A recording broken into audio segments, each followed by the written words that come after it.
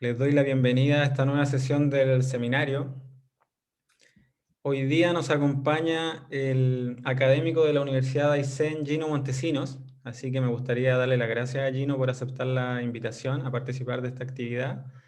Así que Gino, bueno, te dejo para que puedas compartir tu pantalla y puedas empezar con tu charla. Generalmente la duración es entre 30 y 40 minutos, luego hacemos una ronda de preguntas, ¿ok? Así que dale, te doy el paso. Perfecto. ¿Están viendo todos ahí, supongo, Sí, sí, la sí. presentación? Sí, Si no muy es bien. así, alguien que me diga, por favor. Ya, ok. Perfecto. Bien, entonces, primero que todo agradecer la instancia, ¿cierto? Eh, a la organización de esto, Alfredo en especial, con quien mantuvimos el contacto para que se materialice esta charla. Bien, entonces entrando en mérito, esta charla básicamente va a tratar va a tratar sobre métodos numéricos, ya en particular sobre métodos numéricos de la familia de esquemas de volúmenes finitos, ya de una familia en particular que tiene el objetivo de construir esquemas de alto orden, ya.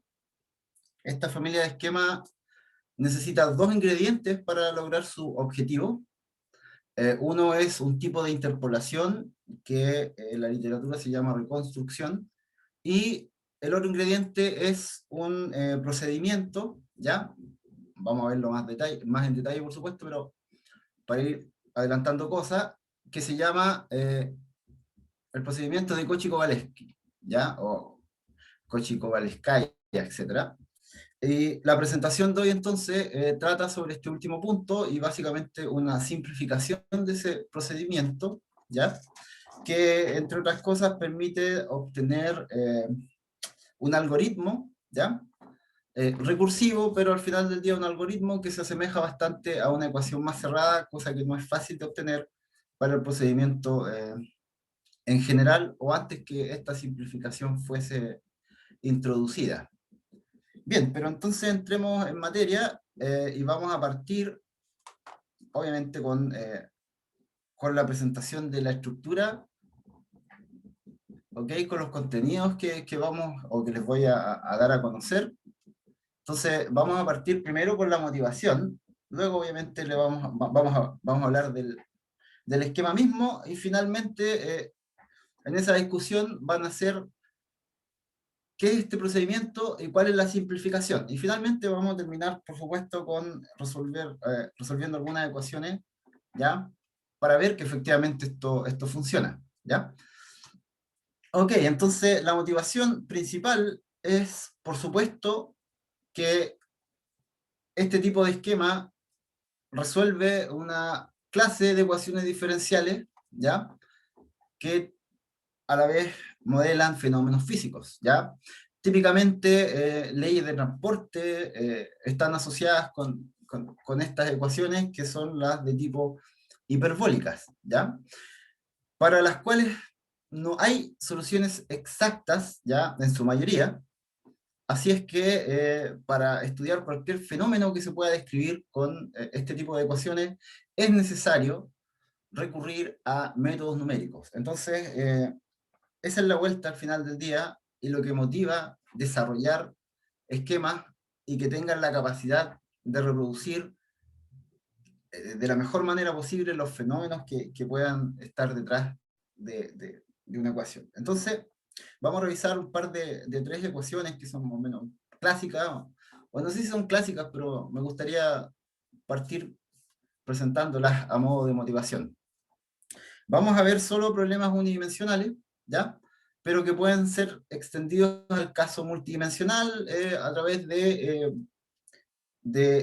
el procedimiento splitting que se llama, o ir por cada dimensión, y así uno puede, al menos en mallas estructuradas, aplicar los mismos procedimientos que vamos a ver aquí, ¿ya?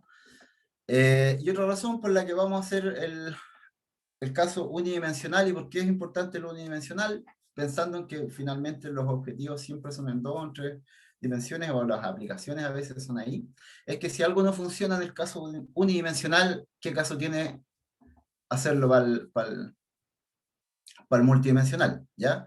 un poco una contrarrecíproca de lo que uno quisiera hacer. Bien, entonces los problemas que podría listar son, por ejemplo, los siguientes, problemas que son modelados por ecuaciones diferenciales de tipo hiperbólica. Primero son las ecuaciones de Euler, ¿cierto? Que básicamente describen la evolución de gases, ¿ya? A través de la evolución de la densidad, el momentum y la energía total, ¿ya? Entonces, estas son las ecuaciones unidimensionales que modelan ese tipo de fenómenos, así que además está decir que es un tipo de sistema súper importante para ciertas aplicaciones. Luego tenemos otro tipo de ecuación que también es de esta familia, ¿ya? De ecuaciones hiperbólicas, son las ecuaciones de shallow water o aguas someras, ¿cierto? Y en fin, al menos 3 o 4 nombres más que podríamos comentar ahora para referirnos al mismo sistema de ecuaciones. Por supuesto, podríamos agregarle además el transporte de alguna sustancia, ¿cierto? O algún transporte pasivo, y agregaríamos otra ecuación más, si quisiéramos, y la naturaleza del tipo de ecuación no cambiaría, ¿cierto? Entonces, esta es una ecuación importante, la ecuación de Shallow-Water, que ya sabemos que tiene un montón de aplicaciones y que también relaciona la elevación ya de la columna de agua, la superficie y, por supuesto, la topografía. Y otra ecuación que me gustaría destacar o resaltar, que es también de este tipo, tiene que ver con esta, con una ecuación que describe el flujo sanguíneo, ya en un vaso sanguíneo, obviamente. Esta es una ecuación que también puede ser extendida, ¿ya? Por ejemplo, agregando también ciertos transportes pasivos, al igual que en el agua, podemos incluso considerar variaciones en las propiedades mecánicas de los vasos sanguíneos, ¿ok? Y es una ecuación que últimamente se está utilizando bastante en simulaciones de aemodinámica, por ejemplo, que es el estudio de la evolución de los flujos sanguíneos, ¿ok? En el interior de nuestra cabeza. También, obviamente, para simular todo lo que ocurra con el sistema cardiovascular, por ejemplo. Entonces son ecuaciones que podrían tener también un impacto, y la tienen de hecho, muy importante en aplicaciones eh, de la vida cotidiana. ¿Ok? Bien, en definitiva, estos son 3 tipos de ecuaciones que podrían ser escritas sin ningún problema de esta forma. ¿Ya? Entonces, este es el tipo de ecuaciones que son de interés, ¿ya? Y para las cuales lo ideal es aplicar métodos de volúmenes finitos, ¿ya? Obviamente uno puede también aplicar otros métodos, por ejemplo, alguien podría aplicar elementos finitos, diferencias finitas, etcétera, pero el problema está en los términos convectivos, ¿ya? Donde se producen propagaciones naturales que vienen de los sistemas estos, ¿ya? Entonces, naturalmente habría que hacerse cargo entonces, si uno quisiera utilizar elementos finitos, del transporte de la información en las fronteras de cada elemento. ¿Por qué? Porque estos problemas, como vamos a ver, se vuelven discontinuos, aunque las soluciones sean, las condiciones iniciales sean continuas. ¿Ok? Entonces, hay innovaciones ahí, de los años, desde los años 50, con Cockburn, que tiene que ver con DG, ¿cierto? Discontinuous Galerkin Methods, que justamente fueron creadas para resolver problemas de este tipo. Si no, hay que aplicar en elementos finitos, por ejemplo, regularizadores, justamente para el término convectivo. Volumen infinito no necesita nada de eso porque naturalmente incorpora la propagación entre las celdas computacionales, ¿ya? Está hecho de esa forma cualquier método de volumen finito, así que naturalmente incorpora ese fenómeno, así que es el marco de referencia ideal para el estudio de ecuaciones hiperbólicas, bien digo.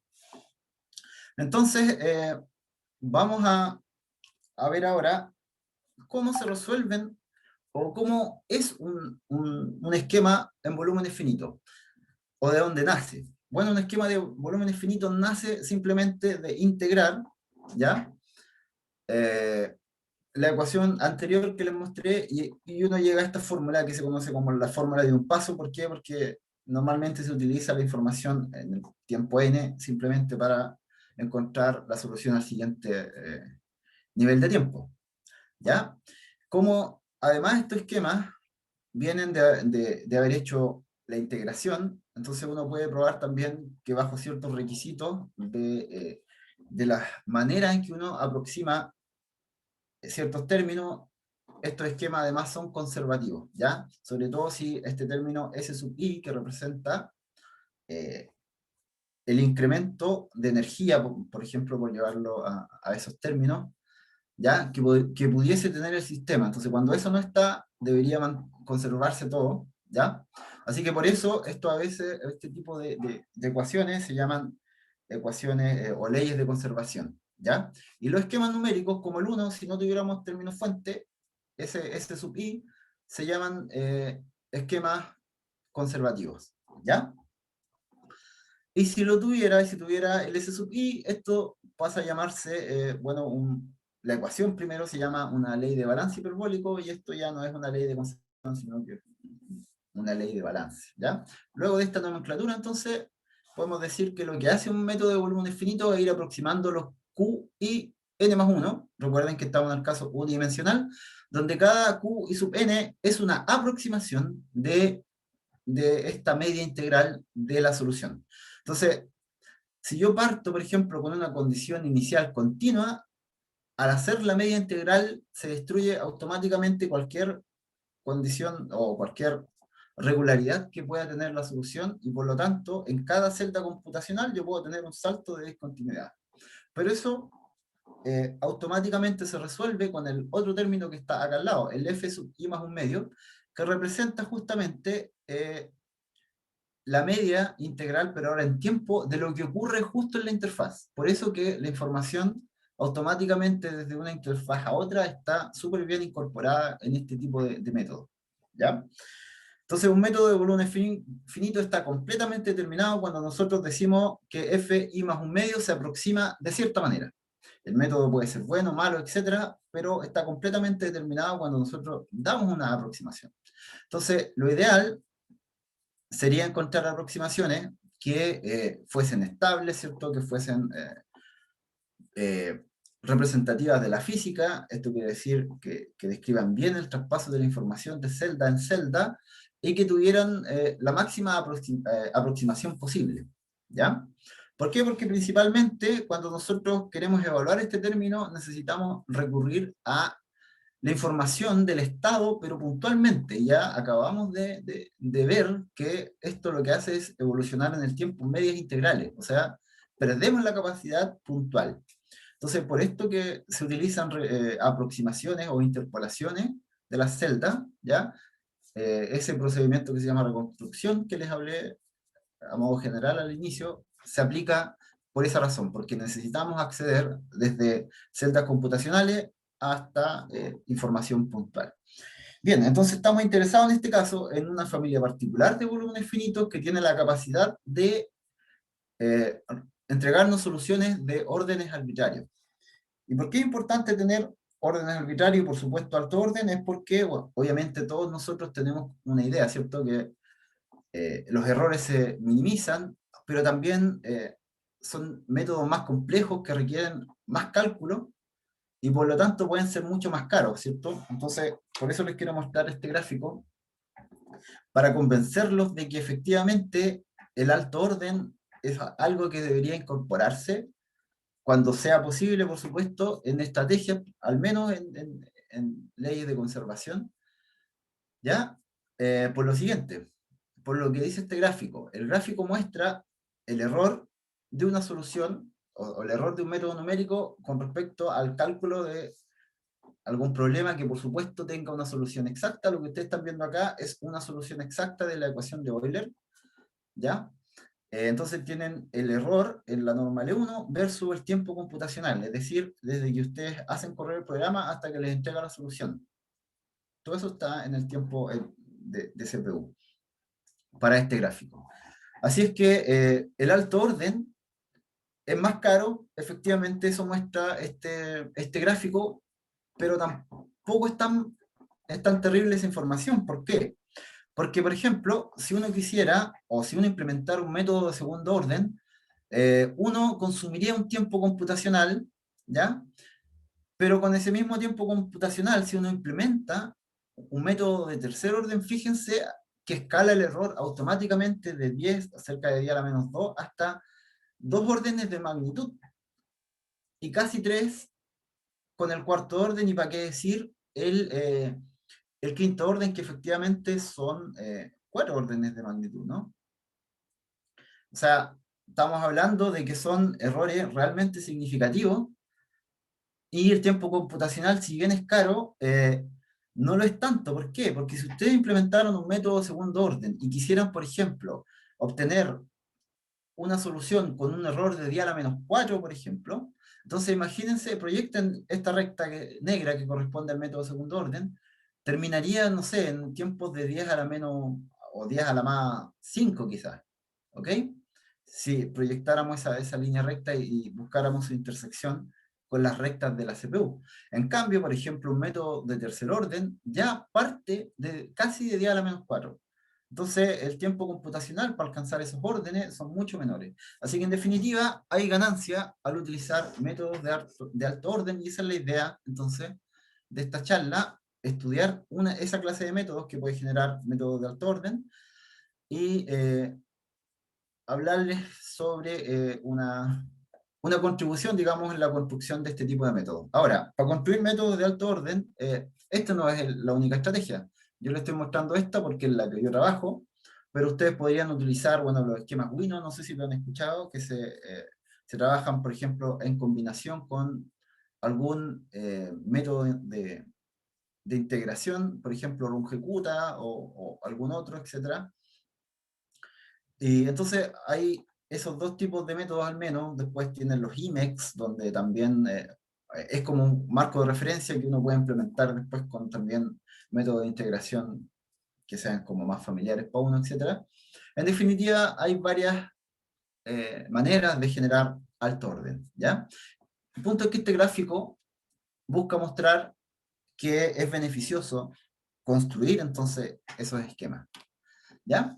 Bien, entonces en particular, el tipo de método que genera alto orden se basa básicamente en lo siguiente: que el flujo numérico, ¿ya?, se aproxima o se obtiene a través de la solución de una subclase de problemas que se conoce como problema de Riemann, que no es más que una ecuación diferencial, en este caso hiperbólica, ¿ya?, pero que la condición inicial es discontinua. Entonces, lo único que necesitamos de la solución de ese problema es su solución en la interfaz donde está la discontinuidad. ¿Por qué? Porque cuando resolvemos estos problemas, los discretizamos con volúmenes finitos, naturalmente ocurre eso, ¿cierto? Que entre una celda computacional y otra puede haber un valor que es diferente pasando esa frontera. Entonces, son problemas de Riemann por definición. Entonces, si nosotros encontramos aproximaciones numéricas a problemas de Riemann, entonces podemos utilizar esa estrategia y calcular entonces los términos que aparecen, por ejemplo, en esta ecuación 3. Entre paréntesis, estos se llaman flujos numéricos, ¿ya? La ecuación F, el F en la ecuación diferencial continua, se conoce como función flujo, y el S como término fuente. Entonces, cuando se llevan a la contraparte numérica, se conocen como flujos numéricos y, naturalmente, entonces, término fuente numérico, ¿ya? No hay mucha creatividad en los nombres, pero vamos incorporándolos para poder hablar el mismo lenguaje. Y ahora, otra cosa importante, que fíjense que esta f sub h no es más que una función que depende de dos argumentos de entrada, ¿ya? Entonces, una solución a una aproximación numérica, a un flujo, que viene de la solución de un problema de Riemann, no es más que una función que depende de dos variables. Ahora, esas dos variables son importantes porque cada una de ellas representa aproximaciones locales de la ecuación diferencial, ¿ya? Locales dentro de la celda computacional. Entonces, todo lo que vamos a ver ahora es cómo obtener buenas aproximaciones computacionales dentro de la celda, es decir, aproximaciones locales.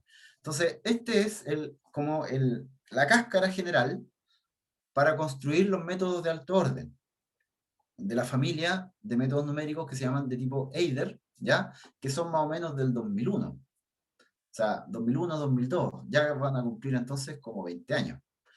Es algo relativamente nuevo en términos de los avances de métodos numéricos, considerando que DG lleva como 50, 60 años, ¿no? Va quizás para los 70. ¿Para qué decir elementos finitos? Entonces, estamos hablando de cosas relativamente nuevas, ¿ya?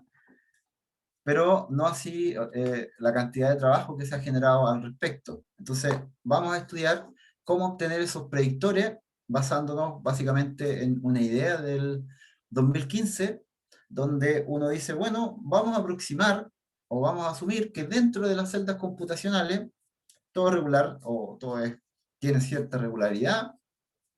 Así que vamos a proponer que la solución ahí dentro se puede aproximar con una serie de Taylor, podemos avanzar en tiempo, entonces el X está fijo entonces en el espacio dentro de la celda computacional y de ahí entonces podemos evaluar una aproximación dentro de la celda, ¿ya? En cualquier tiempo. Entonces necesitamos hacer una expansión de Taylor en torno al tiempo y al espacio. Entonces, como estamos partiendo de un tiempo local cero, necesitamos meterle algo en ese lugar. Y ahí es donde se usa la interpolación que se llama reconstrucción en este framework. Y hay un montón de literatura al respecto. Solamente les quiero decir que se llama de esa manera y no vamos a entrar en esa parte porque no es de relevancia para este trabajo. Entonces, lo que sí es relevante es que necesitamos una expansión de Taylor, como ven ahí, en tiempo, lo que nos hace preguntarnos, bueno, ¿y cómo aproximamos las derivadas parciales en tiempo del orden que nosotros queramos? ¿Ya? Porque no conocemos ni siquiera la solución y queremos las derivadas temporales. ¿Ok? Bueno, y es ahí donde uno utiliza la ecuación diferencial misma y expresa todas las derivadas temporales en términos de las derivadas espaciales. ¿Ok? Ese es el procedimiento que se llama de Cauchy-Kowalewski, ¿ok? O Lax-Wendroff también se conoce. Es el mismo, ¿ya? Y básicamente usa, como ya les dije, la ecuación diferencial. Muchas veces no es posible obtener una forma explícita, ¿ya? Normalmente hay que recurrir a software que nos den esa información, pero sí o sí nosotros podemos expresar siempre derivadas temporales en términos de las espaciales, ¿ok? Entonces vamos a ver ahora, por ejemplo, cómo funciona esto en la práctica. Entonces vamos a considerar esta ecuación diferencial de t de cubo más lambda por, o sea, la variación en tiempo es igual a lambda veces la variación en espacio más un término fuente, beta por q. Lambda y beta son constantes. ¿Ok? Entonces fíjense que de t de q, es decir, la primera derivada temporal, se obtiene trivialmente porque nosotros lo que hacemos es despejar todo, ¿cierto? Despejamos de t de q. Y entonces, si se dan cuenta, dice que la derivada temporal de q no es más que menos lambda q, menos lambda, derivada de x, q más beta por q. ¿Ya? ¿Por qué? Porque, bueno, lambda y beta son constantes. Entonces, si queremos sacar la segunda derivada, bueno, derivamos en tiempo de nuevo todo lo que está al lado derecho, y obviamente como estamos asumiendo regularidad dentro del dominio computacional, entonces podemos intercambiar la derivada en espacio con la derivada en tiempo, entonces de nuevo nos aparece de t de q, que ya sabemos cómo escribirlo en términos del espacio, así que al final del día podemos acomodar todo para que quede en función de derivadas espaciales, ¿ya? Asumiendo que q es también la derivada espacial de orden cero, ¿ya? Entonces, con esa convención podemos decir, o podemos obtener la fórmula para el caso de la ecuación lineal que les acabo de mostrar, que está acá abajo. Entonces la derivada temporal de orden k puede quedar completamente expresada en todas las derivadas de órdenes espaciales desde 0 hasta k. Entonces, todo eso se expresa mediante esta función g de k que se conoce como funcional de Cauchy-Kovalevskaya o de Cauchy-Kovalevsky. ¿Ya? Bueno, lamentablemente este procedimiento o esta fórmula general solo es posible para esta ecuación, ¿ya? No hay nada que nos dé una fórmula cerrada como esta para los funcionales de Cauchy-Kovalevsky, así que normalmente hay que recurrir a algún software que nos haga esa pega, por ejemplo, no sé, Maple o Máxima o Matemática, que también son bien famosos, ¿ya? Así que lo que vamos a hacer acá es tratar de encontrar una estrategia que nos permita obtener una fórmula cerrada para ese procedimiento, ¿ya? Y de eso se trata básicamente esta presentación. Entonces, la idea parte primero con lo que les voy a mostrar, que tiene que ver con la primera derivada temporal, que ya sabemos que es menos a por q. ¿Quién es a? Acá, entre paréntesis, es la jacobiana del término fuente con respecto al estado q, ¿ya? Entonces esta es la derivada de f, si ustedes quieren, con respecto a q, y entonces, naturalmente, esta es la fórmula que queda.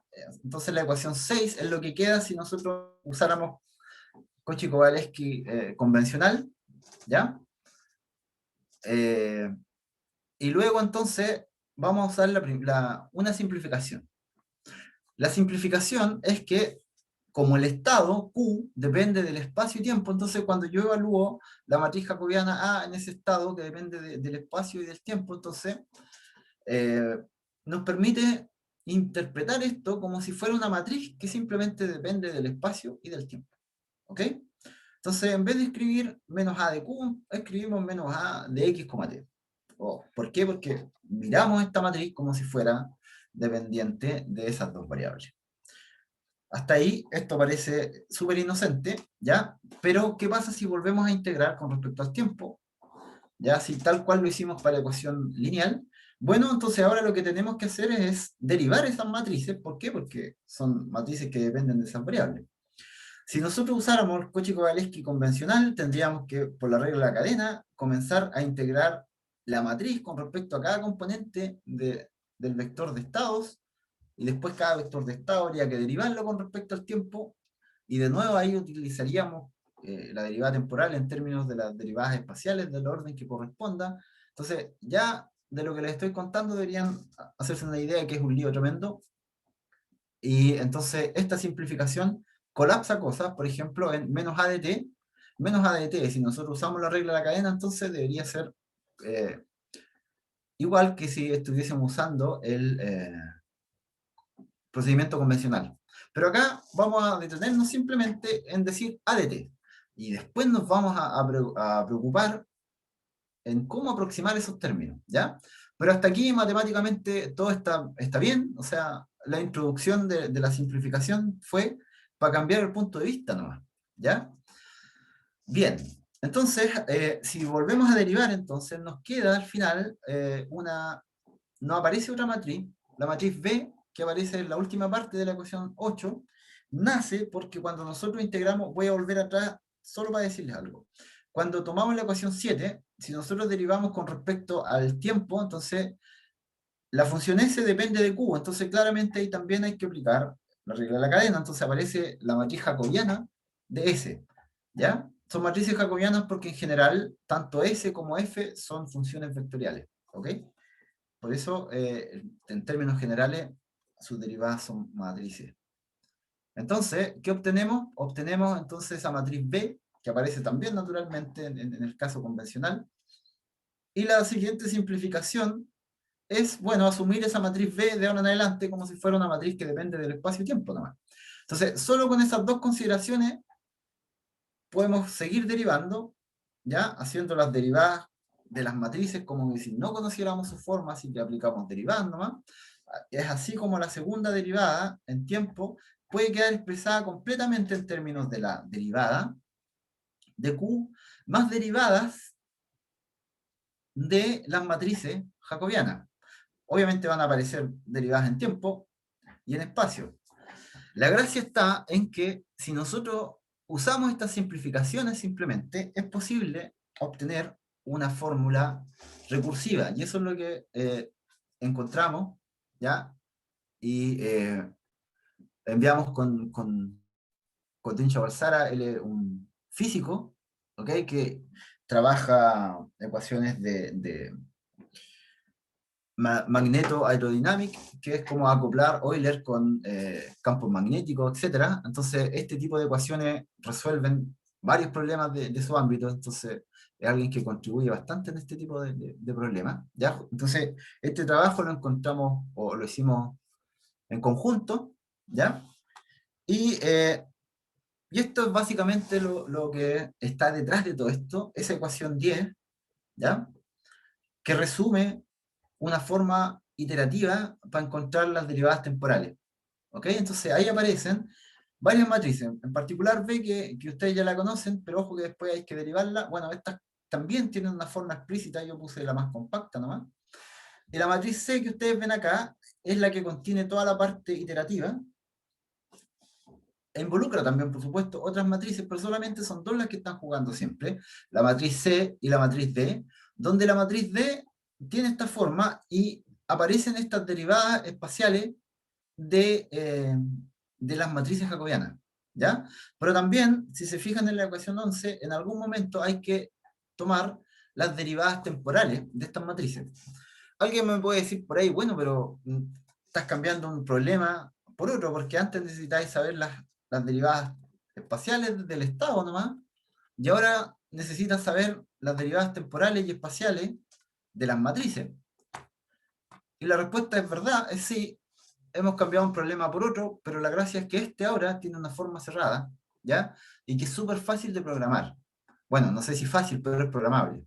Se puede codificar, no, los códigos no se agrandan, porque si uno usa, por ejemplo, algún software que manipule expresiones algebraicas y al final uno obtiene de ahí los funcionales de Cauchy-Kowalewski, los resultados, como estas cosas son de alto orden, necesitamos derivadas, qué sé yo, de orden 4, 5, etcétera.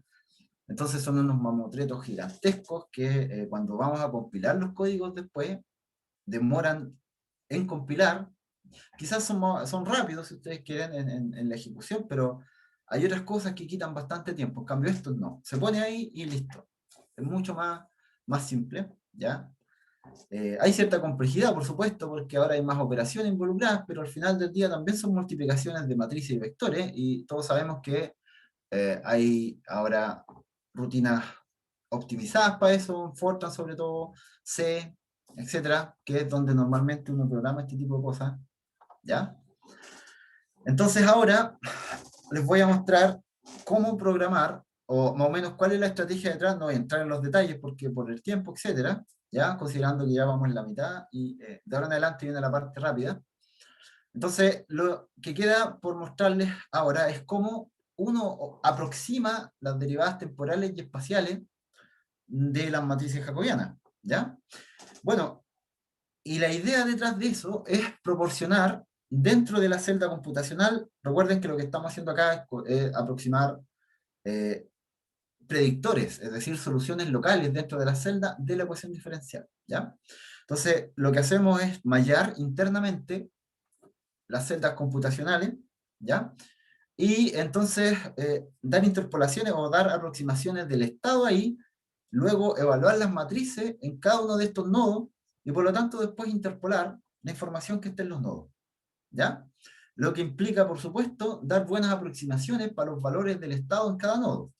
Bien, entonces eso también es posible de hacer utilizando esta, esto que está, esta sumatoria que está acá, que lo único que hace esta sumatoria es eh, introducir las derivadas temporales. Las derivadas temporales es el último término que está en el lado izquierdo, ¿ya? O derecho, siempre me confundo con eso en las pantallas. El cuento es que aquí está la derivada temporal. Esto no es más que la transcripción de la serie de Taylor implícita que les mostré algunas diapositivas antes, donde aparecía el delta t y donde ese delta t se reemplazaba por el Cauchy-Kowalewski convencional, y ahora lo reemplazamos por este Cauchy-Kowalewski simplificado, y entonces llegamos a esta fórmula cerrada que ustedes ven ahí. Entonces, ¿dónde están las matrices B, las matrices A y las derivadas de esas matrices? Están en la matriz M sub R. ¿Ya? Entonces, ¿cómo se calculan estas cosas? Bueno, este esquema, este monito que está acá, intenta, o en realidad yo voy a intentar explicarles, utilizándolo, cómo se va obteniendo entonces la solución en cada nodo y con esa manera se va corrigiendo la aproximación que tienen las derivadas de las matrices jacobianas en cada nodo. Entonces, partimos por allá al fondo con una condición inicial dada. Entonces, con una condición inicial dada en estos nodos que son en espacio y tiempo, nosotros evaluamos las matrices. Como evaluamos las matrices, entonces podemos construir esta matriz M que está acá. Entonces, con esa matriz M, nosotros resolvimos esta ecuación, que entre paréntesis es una ecuación implícita, ¿ya? Es implícita sobre todo para los términos fuentes. ¿Por qué? Porque, no lo dije, pero el trabajo inicial que les mostré, donde aparecía la expansión en Taylor implícita, era un trabajo para trabajar con ecuaciones hiperbólicas que tuvieran términos fuentes stiff, ¿ya? Entonces, esta metodología automáticamente hereda entonces esas propiedades. Listo, termina esa intervención. Entonces, en cada nodo de estos que aparecen ahí, hay que resolver esta ecuación implícita, pero se usa un método de punto fijo de tipo cascada. Entonces, los m que aparecen acá representan cuál es la implicitud que se considera en cada iteración. Por supuesto, estos son métodos iterativos, ¿ya? Para resolver estas ecuaciones algebraicas. ¿Qué es lo que resulta una vez que uno tiene todas las matrices, derivadas, estados, etcétera? Entonces, de esa manera uno va actualizando la función los valores en cada nodo, y por lo tanto las matrices, y por lo tanto las derivadas, etcétera, hasta llegar finalmente hasta los estados que convergen hasta a una solución. ¿Ya? Entonces, para hacer a veces las cosas eficientes, uno puede decir, bueno, vamos a hacer estas iteraciones un número finito de veces. Por ejemplo, si tenemos un método de quinto orden, hacemos 5 iteraciones. Si tenemos un método de cuarto orden, 4 iteraciones. Y así, tantas iteraciones como el orden de exactitud que nosotros queramos. Entonces, le permitimos a este procedimiento hacer. ¿Ya?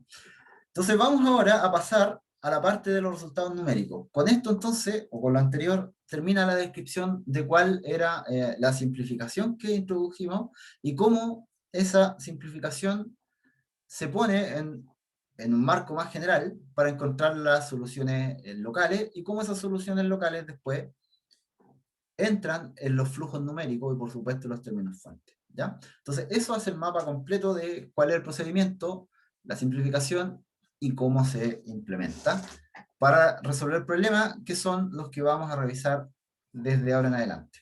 Entonces este problema es una ecuación escalar, ¿ya? Es una ecuación de advección lineal, si ustedes quieren, y tiene un término fuente no lineal. Si nosotros utilizamos, por ejemplo, algún método, los métodos de línea, que también son famosos con ecuaciones diferenciales hiperbólicas, y de repente alguien estudia, son los primeros métodos que aparecen. Bueno, esos buscan a través de ecuaciones que relacionan la componente x con t, ¿ya? Buscan una ecuación diferencial que contiene el lado derecho, que es el término fuente. Entonces, visto como ecuación diferencial este problema, uno puede ver que el 0, cuando q vale 0, cuando q vale 1 y cuando q vale 1 medio, son obviamente puntos críticos, y acá los sumideros son el menos 1 y 1. Entonces, lo que hace la ecuación con esta condición inicial, que vale 1 cuando estamos para atrás del 0,3 y 0 cuando estamos sobre el 0,3, es básicamente ir dando siempre valores, sobre todo si el beta es muy grande. Entonces los puntos críticos, que son nodos, automáticamente tratan de tirar agua para su molino. Entonces el 1 quiere quedarse con el estado, el 0 también. Entonces aquí son súper importantes esquemas que sepan o que puedan tratar con métodos de tipo stiff. ¿Por qué? Porque si no, no vamos a tener una propagación de la onda como tendría que ser. ¿Y cómo tendría que ser? Básicamente como si fuera una advección lineal, ¿ya? Es decir, esta onda 14 se va propagando con velocidad 1, ¿ya? Entonces, si un método numérico no es capaz de resolver este tipo de ecuaciones stiff, entonces nosotros veríamos retardos en la onda, etcétera, ¿ya? Es importante tener una solución numérica que sea stiff, pero que no se vaya a cero cuando los beta o la tasa de stiffness son muy grandes. Y este es un problema. Entonces, esta es la gráfica, esta es como la solución que aparece en la literatura y que hay que resolver si uno trabaja con ecuaciones hiperbólicas de tipo Stiff. Entonces aquí vemos las comparaciones con todos los órdenes de exactitud. Entonces vemos, lo importante de este gráfico es que esa línea recta que está ahí, que es la solución exacta, que lleva la propagación correcta de la onda, está bien capturada por los métodos numéricos y sobre todo el alto orden va capturando cada vez mejor. Así que es algo importante. Como ven, esta solución es discontinua, ¿ya? Así que el método numérico hace bien su pega también para problemas discontinuos. El beta es -1000, así que esto ya está en el régimen Stiff. Fíjense en este gráfico. En este gráfico, en cambio, está la comparación de un método de quinto orden, pero que no tiene la tecnología para resolver problemas Stiff. Y vean lo que pasa, los círculos vacíos representan el método que no tiene esa tecnología y claramente se pierde, pero completamente, en la propagación de la onda. Así que ahí se nota un puntito el esquema. Y ahora veamos la solución de la ecuación de Euler, que entre paréntesis o los resultados de esta ecuación fueron los que motivaron ese gráfico que yo les presenté al inicio. Entonces, esta tabla básicamente les dice que efectivamente los órdenes esperados se logran con esta metodología. El segundo orden es segundo orden, al menos en las normas L1, L2, ¿ya? El segundo orden siempre es medio complicado obtenerlo por el tipo de reconstrucción que se utiliza, ¿ya? Pero para el resto de los órdenes eh, vienen bastante bien los órdenes que se esperan, ¿ok? Entonces, eso es algo bueno. Ahora vamos a resolver algún problema también con la ecuación de Euler, pero que tenga alguna complejidad mayor. Y en particular vamos a resolver el problema que tiene que ver con la propagación de una onda de choque sobre un perfil que tiene altas frecuencias, ¿ya? Si nosotros resolvemos con un método numérico que no tenga buena resolución, nosotros lo que veríamos es que detrás de la onda de choque esto sería básicamente una línea recta casi, ¿ya? No seríamos capaces de ver estas grandes oscilaciones, ¿ya? Que son, bueno, reflejan las frecuencias de alto orden, ¿ya? Fíjense que el método de alto orden captura bastante bien esos perfiles y los métodos de segundo orden, en cambio, sí lo capturan, pero no les basta, ¿ya? Entonces, si aplicamos un método de primer orden, es probable que no veamos nada de este comportamiento. En cambio, este método numérico recupera bastante bien lo que se espera ver en este caso en esta situación, ¿ya? Entonces, vamos a resolver ahora otro problema, que es un problema que también tiene su complejidad, y la complejidad de este problema es que hay varias ondas que interactúan. Hay una onda de rarefacción que viaja hacia el lado izquierdo y hacia la derecha una onda de choque, ¿ya? Y en la mitad hay una onda de contacto. Las ondas de contacto son un tipo de onda, ¿ya? Que típicamente se ven en los gases y que lo único que hacen es cambiar la densidad, ¿ok? La densidad y por supuesto la presión. En las detonaciones, por ejemplo, ocurren este tipo de ondas, ¿ya? Entonces no solamente es una onda de choque la que viaja, sino que siempre detrás de una onda de choque viene esta otra clase de ondas que se llaman de contacto, ¿ya? Y fíjense que el método numérico que les estoy presentando resuelve bien esas ondas. Uno ve aquí unas pequeñas oscilaciones, ¿ya? Que a uno le gustaría que no aparecieran, pero lamentablemente son eh, situaciones súper comunes acá, sobre todo por un fenómeno que se llama el fenómeno de Gibbs, que lo que hace, o cuando aparece, cuando uno trata de aproximar cosas discontinuas con alguna cosa regular, como es, por ejemplo, el caso de una expansión de Taylor que estamos usando nosotros, ¿ya? Entonces, la primera aproximación ya trae un error y ese error se queda pegado. Y eso queda reflejado después en las soluciones numéricas con estas pequeñas oscilaciones, ¿ya? Así que no hay mucho más que hacer ahí. Lo importante es que las ondas de choque, que son estas líneas rectas que ustedes ven acá, el método numérico lo aproxima con 3 celdas. Así que eso está bastante bien. Y las ondas de rarefacción, que son las que están acá en la colita, también se tratan bastante bien. Y debido a la oscilación que ustedes ven acá, es que hay un atachamiento nomás en la esquina, ¿ya? Pero en definitiva es una solución bastante aceptable para describir esta onda o estas ondas que están interactuando, ¿ok? Entre paréntesis, estas son soluciones que van avanzando en el tiempo, entonces estos perfiles es una foto en un momento nomás, pero la propagación en sí es bien compleja, ¿ya? Así que está bien haber capturado esa información. Así es que, bueno, lo que les voy a mostrar ahora es una comparación con respecto al tiempo computacional que demora esta metodología con la simplificación que acabamos de usar y se compara con el trabajo del 2015 donde se usa la expansión en Taylor implícita, ¿ya? Pero con otro tipo de aproximación para obtener las derivadas temporales, etcétera, y para obtener los términos de la expansión en Taylor. Y la verdad es que era un esquema bastante lento, ¿ok? Se obtenían los órdenes de exactitud, entonces en ese trabajo habían dos esquemas numéricos, ¿ya? Que se reportaron ahí, y el nombre de cada uno tenía que ver con cómo se aproximaban las derivadas espaciales, perdón. ¿Ya? Entonces se usaban expansiones de Taylor implícitas también. El problema es que ahí uno tiene libertad, no el problema, sino que la ventaja es que uno tiene libertad para escoger cómo aproximar esas derivadas. Entonces, cuando usábamos la serie completa de Taylor, es decir, con todos los términos, entonces usábamos el nombre cita para ese método, y cuando truncábamos la serie y tomábamos menos términos, le pusimos Rita, ¿ya?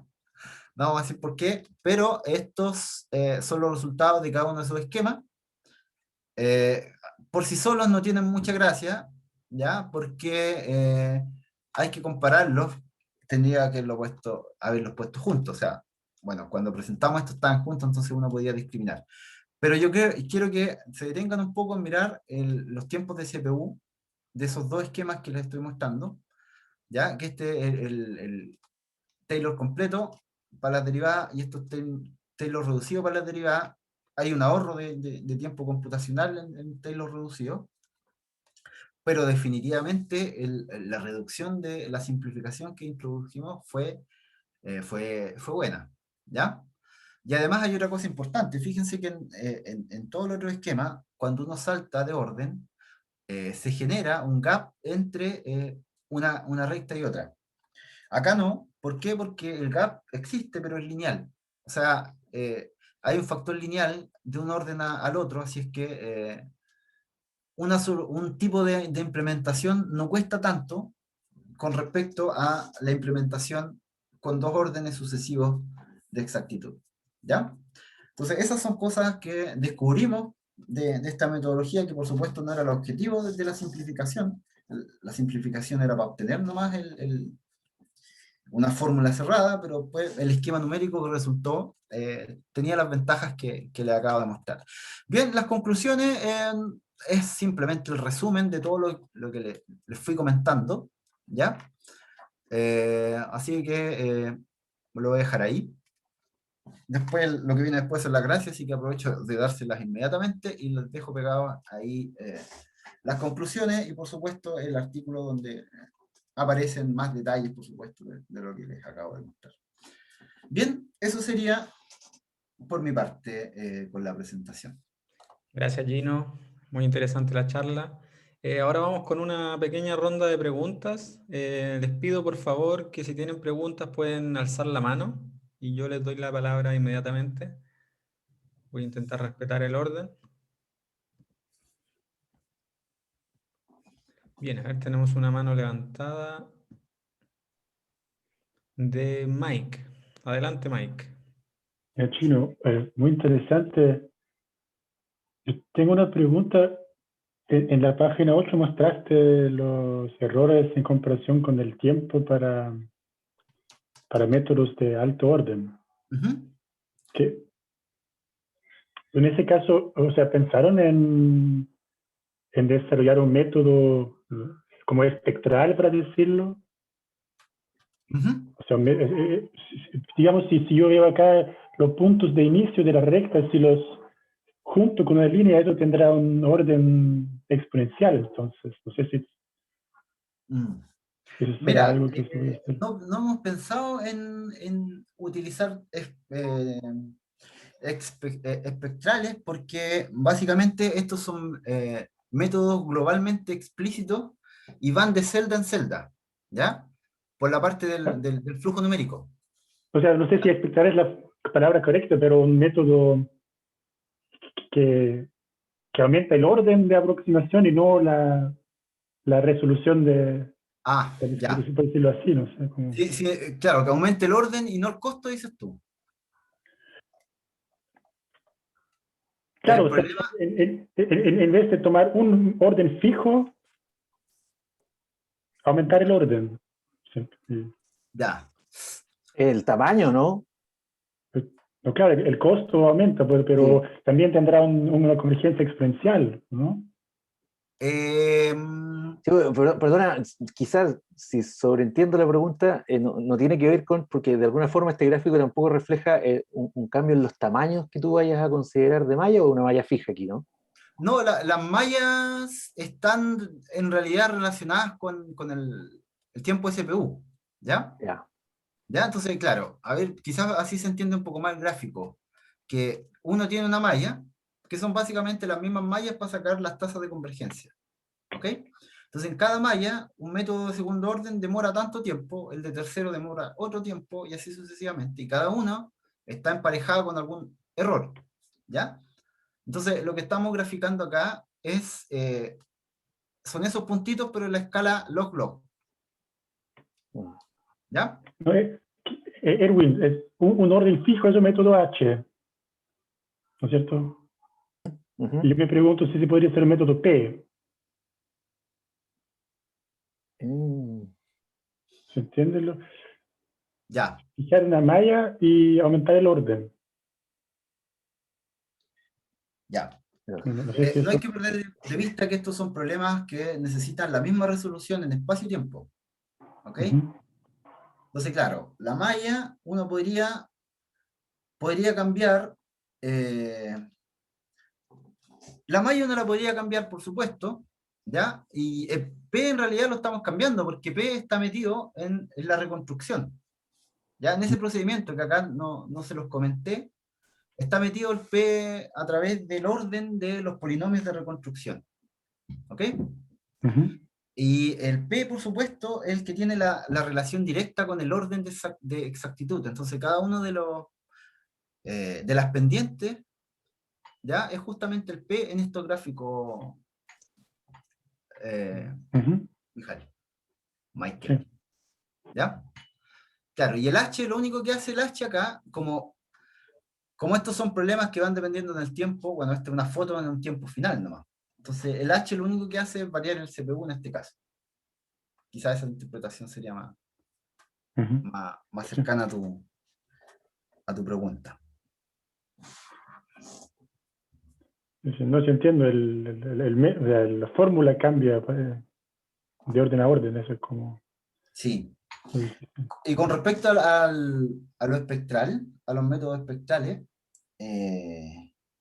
sabes que no se ha hecho, hay cosas similares. Por ejemplo, esto se trata también de dar una buena aproximación dentro de la celda computacional, ¿ya? Entonces, cuando tú vas a mirar lo que hay dentro de esa celda, es un problema nuevo. Entonces, acá nosotros escogimos la expansión de Taylor para aproximar las soluciones de ese problema. Pero hay métodos numéricos o hay esquemas que lo que hacen es resolver dentro un problema variacional. Entonces utilizan DG para resolver ujú, localmente la solución. ¿Ok? Entonces eso está publicado alrededor del 2008, ese esquema, ¿ya? Y bueno, en la literatura se conoce como un esquema tipo DET, DET por los autores del paper, y después ha sido aplicado bastante, ese sí ha sido aplicado en varias dimensiones, 2, 3, esencialmente. Gracias, Gino. Gracias, Mike. Bueno, a continuación le cedo la palabra a Erwin. Oye, gracias Gino por la presentación, sobre todo que estuvo desde el comienzo, yo alguna vez había escuchado hablar de esto, pero no me acordaba casi de nada. Un par de preguntas así, de una completitud lo que preguntaba Mike, estaba relacionado igual con este gráfico, y yo quería preguntarte con respecto a cómo crecía esto cuando tienes más dimensiones también. Si ahí sigue manteniéndose una ventaja comparativa en esos términos, y no solo en términos de más dimensiones espaciales, sino también justamente una mayor cantidad de elementos de la malla. O sea, Sí, de alguna forma estoy pensando no en CPU, sino que en almacenamiento, ¿no? Cómo almacenan las claro. matrices. O sea, Sí, bueno, aquí esa pregunta tiene respuestas variadas. Tú tocaste una, por ejemplo, el almacenamiento y un poco tiene que ver con la complejidad, ¿cierto? Ujú. Que aparecen las matrices y todo eso.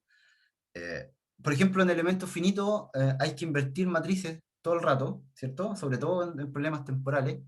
Y claramente el almacenamiento ahí y cómo invertir es el problema. Acá estos son métodos globalmente explícitos. Entonces, no hay una matrizona gigante que hay que invertir, pero sí hay que resolver ecuaciones algebraicas, un montón. Entonces, cambiar una cosa por otra, entonces cuando uno al final hace las cuentas, los esquemas estos son hasta el tercer orden, son bien prácticos. Cuando empiezas a subir, también la complejidad escala con el orden de exactitud y con el número de variables, ¿ya? Es exponencial. Entonces, en algún momento, claro, pierdes la ventaja desde el cuarto, quinto, sobre todo en dimensión 2 y 3, ¿ya? Perdón. Sí. Eso te perdón, no lo puedo pagar. No hay problema, sí. Perdón. Ya no, sí, disculpa. Con seguro te están llamando. No, es justo llamada a WhatsApp, entonces no las puedo cortar en este teléfono. Ya. Sorry. No hay problema. Oye, perdona, y otra pregunta que tenía que ver también con el tema de la malla, justo con el tema de la malla, que cuando uno, o sea, si hay alguna especie de adaptatividad, comillas, ¿no? De perseguir la onda, por ejemplo, perseguir el choque, ¿no? Ajá. Y dejar las zonas como alejadas de alguna manera, no solamente en términos de mallas más grandes, sino que el comportamiento o la búsqueda de solución en esa celda, entiendo que es el postproceso, ¿no? Como que uno va resolviendo y va después calculando dentro de la celda. Entonces, en ese cálculo de la celda, dejarlo más liviano, digamos, que no, como no te interesa en esa zona. ¿Existe eso también aquí? Como que tú vas adaptando Sí, dos cosas distintas. se puede implementar. De hecho, hay algo que se parece a eso. Ahora, todo no está hecho, ¿ya? Identifico como cosas que sé que se hacen y que tienen que ver, por ejemplo, con el paso del tiempo. Hay métodos así adaptativos donde cada celda tiene su delta T, ¿ok? Y que va un poco apuntando a lo que tú dices. Entonces, si el delta T que te da una celda es demasiado grande comparado con el que tenía al lado, entonces resuelves primero el de al lado y vas interpolando nomás con el otro, ¿ya? Entonces, pero esa no es la resolución del tamaño del triángulo, sino que del delta T, que también está involucrado porque se utilizan las condiciones de CFL, entonces, Ujú. si tú hagas en el tiempo, lo haces en el espacio. Pero lo que tú dices es interesante, sino que es como alguien podría decir, bueno, utilicemos celdas más grandes donde la cosa ande bien y refinemos donde, que tiene que ver más también con los de elementos finitos, ¿cierto? Sí, Claro. Sí, no, es interesante. Sí, es interesante eso. Sería interesante, eso no lo he visto, no te podría decir si hay algo ahí, pero con lo del tiempo sí, y que se relaciona. no, eso, si no Ujú. ya se empieza a ser mucho más técnico y se aburren los demás. Claro. Ok, gracias, Erwin. Rodrigo Lecaros también tiene preguntas. Rodrigo. Sí, quería, bueno, darle las gracias a Gino por la presentación. Eh, no, mi pregunta básicamente era muy parecida a la de Erwin, que como en el fondo, justamente por la condición de CFL y ese tipo de cosas, uno puede más o menos predecir dónde podrían ocurrir los choques, mirando los máximos, los mínimos de la condición. Entonces, en cada instante de tiempo tú podrías más o menos determinar el grado del polinomio con el que podrías aproximar en diferentes celdas, me refiero. Y de esa manera, porque lo que entendí es que tú, cuando fijas el orden de tu método, tú en el fondo estás determinando ese grado del polinomio que vas a tener que calcular. Y por lo tanto lo tienes que calcular en todo el dominio. Y eso es caro. Entonces, por eso te digo, si yo puedo predecir dónde calcular con mayor grado que en otros, me ahorro tiempo computacional de cálculo de esas matrices. Por eso, creo que es lo que entendí. Sí, efectivamente tú fijas todo antes de comenzar, Claro, pero por ¿ya? eso se podría pensar en un método más adaptativo en ese sentido. Sí, sí, yo creo que no sin ningún problema. Ya. Otra cosa que estaba pensando es, si estoy pensando en un problema como de control, ¿esas matrices se pueden reutilizar o habría que recalcularlas? Ahí yo me pierdo un poquito Ya, si serían las mismas matrices o no. claro, ¿dónde hay inversión de matrices? En la resolución de la ecuación algebraica dentro de cada celda, ¿ya? Ya. Y ahí, por ejemplo, claro, tú tienes que buscar la dirección de búsqueda y típicamente uno usa la matriz nomás que te resulte de la ecuación. Ahí, personalmente, no hacía lo bruto nomás, nada de simplificación, o sea, calculo la matriz nomás y con eso la dirección de descenso, o sea, que el mismo jacobiano con el signo menos nomás.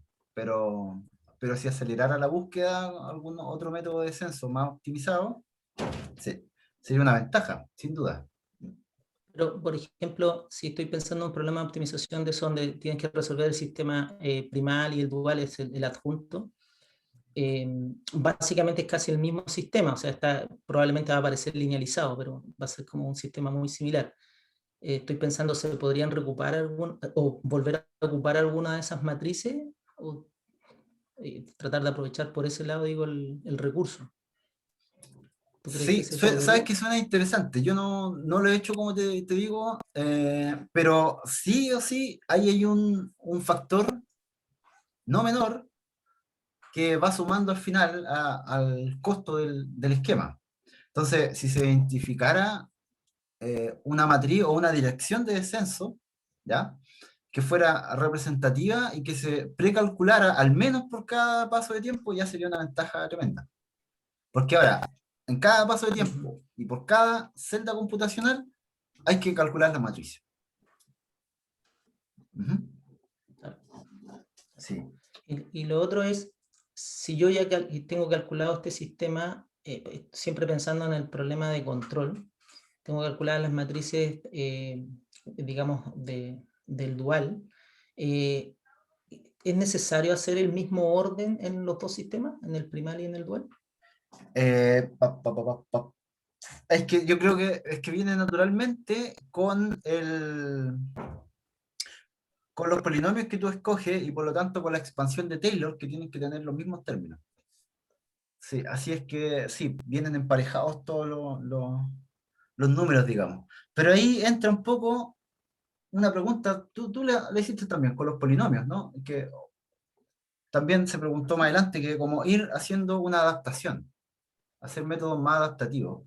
Y ahí ya la cosa cambiaría, porque ahí los órdenes de las matrices y todo iría cambiando en función de lo que se va requiriendo para la resolución nomás. Pero esto es hipotético, no tengo la respuesta. Y si me preguntas si es interesante, yo digo que sí. Vale, muchas gracias. Gracias a ti. Bien, al parecer no hay más preguntas.